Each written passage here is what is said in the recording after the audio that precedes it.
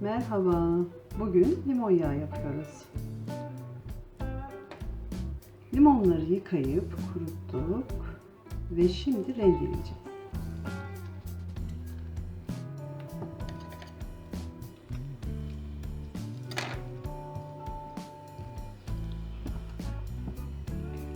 İnce tarafıyla yapacağız rendemizi.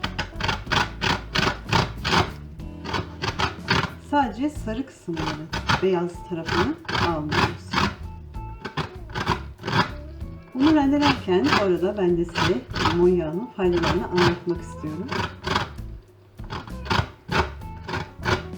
Güçlü bir antioksidan, limon yağı oluştuğu anda daha faydalı hale geliyor.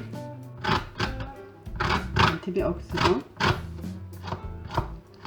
canlandırıcı ve arındırıcı bir özelliği var.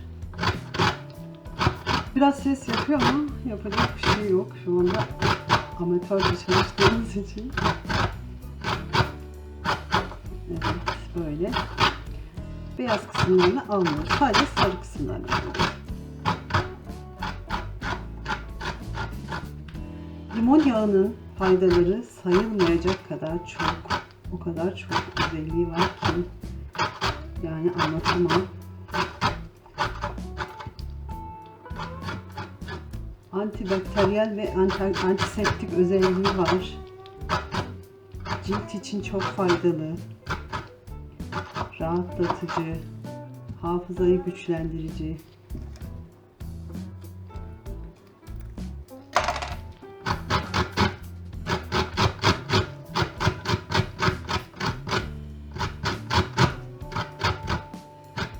Burada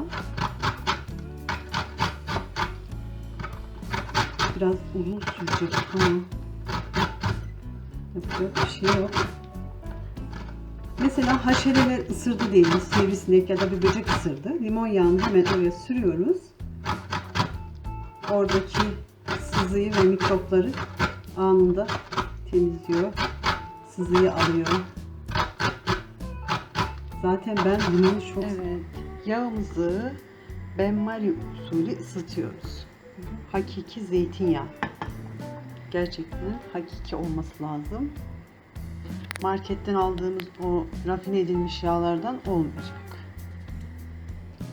Ve 5 tane limonun kabuğunu rendeledik. Şimdi bunları yağın içine atıyorum. Benmari usulü yağımızı ısıtıyoruz. Evet, karıştıralım şöyle. Tamam.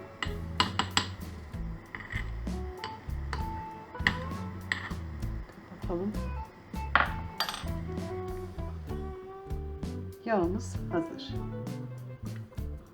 Bunun kapağını kapatıp yaklaşık bir ay boyunca serin bir yerde bekletiyoruz. Daha sonra süzüyoruz. Süzdükten sonra istediğimiz yönde kullanabiliriz.